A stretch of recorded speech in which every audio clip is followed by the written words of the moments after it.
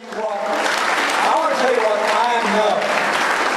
I know that when we passed the first major overhaul of the telecommunications law in 60 years, Ed Markey was the driving force behind it. And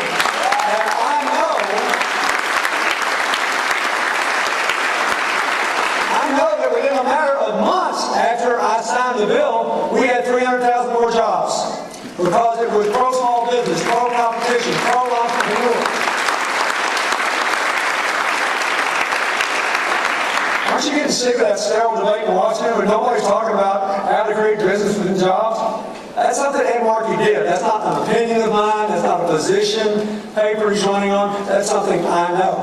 I know that I had no idea we were importing so many assault weapons from China till Ed Markey came and told me, and we stopped it. And the streets were safe. I know that.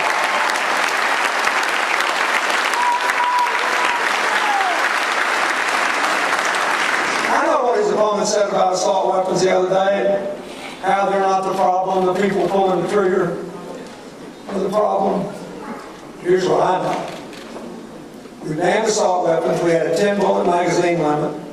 Nobody missed an hour in the deer woods. Nobody missed a single sports shooting competition, and nobody was unable to defend their homes.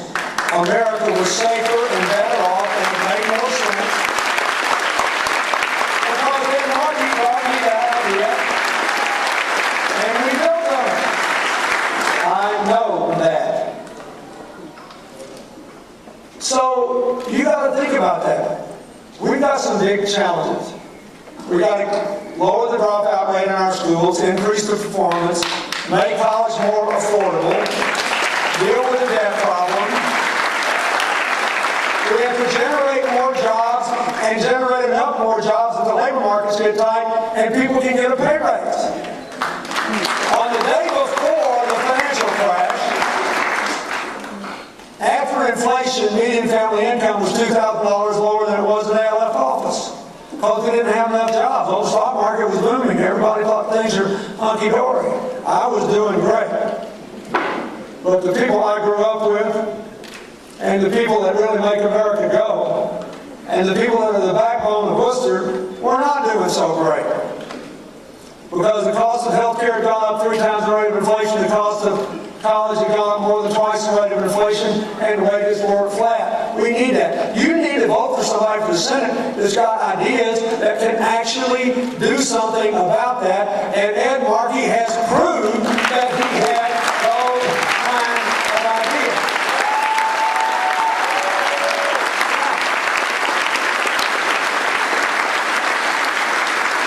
Here's something else I know. I have not ever met his opponent. I am very grateful for his service to our country as a Navy SEAL. But there's a lot of difference between life in the military and civilian life. And anybody who says just because I've handled all these assault weapons, there's nothing wrong with them, has not yet bridged that gap. That's the first thing. I know because it's Massachusetts that he will say I'm a different kind of Republican. But when all is said and done, they'll be behind the same economic policy that got this country in trouble in the first place.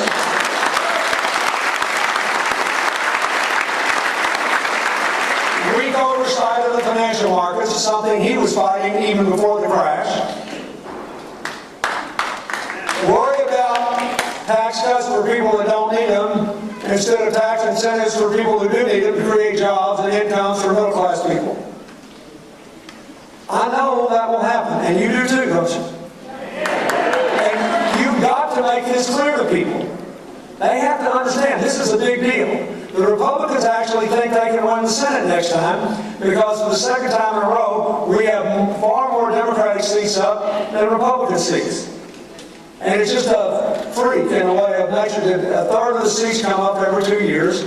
And the last 2 years, the last 2 cycles, we got the short straw. We had way more of our seats than theirs. Thanks to you and the American people, we did fine last time.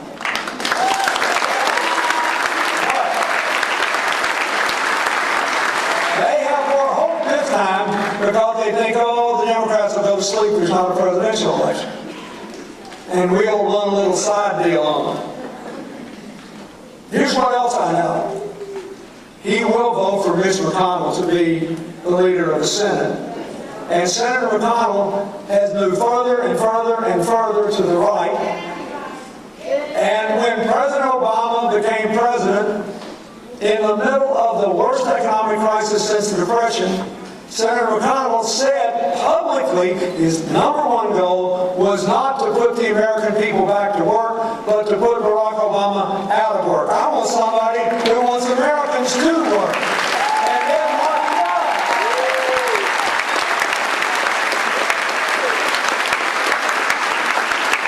The thing I want to say is,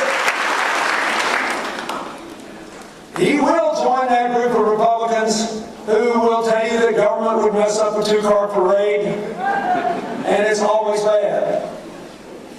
They are praying for the Affordable Care Act to fail.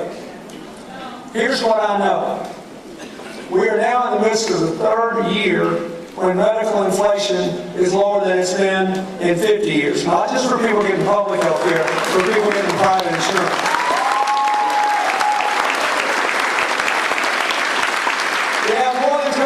Americans who are 26 and under still insured on their family's policy. You have now America's largest affordable care organization where people pay for health care and to stay well, not just for procedures once they're sick, is in the Washington, D.C. area. It has more than 3 million members.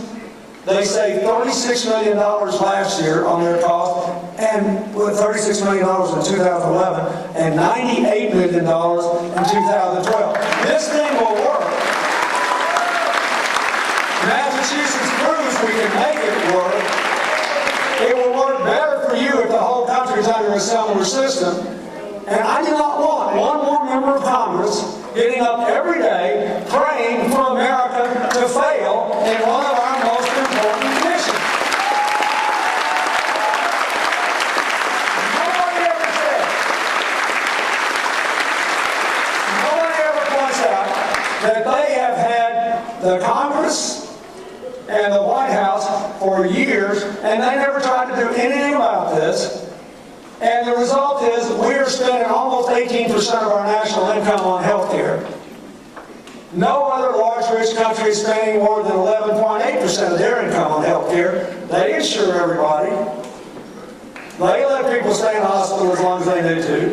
They have good doctors, and they have 30 of them have longer life expectancies than we do. You know what the difference? Those percentages don't mean much. You know what the difference in 17.8% of our income and 11.8 is? $1 trillion a year. And this is mostly people paying private insurance policies. You know what we could do with $1 trillion? Do you know how many new small businesses that is? How many extra hires to the business? How many pay raises that is? That's $1 trillion. That's still real money, folks. And they just go around just scaring everybody and praying for it to fail, because a lot of the people that are on the receiving end of that $1 trillion don't want to see it flow back through the economy with a healthier society and a healthier economy. If you send Ed Markey to the Senate, he'll make sure that's exactly what we do.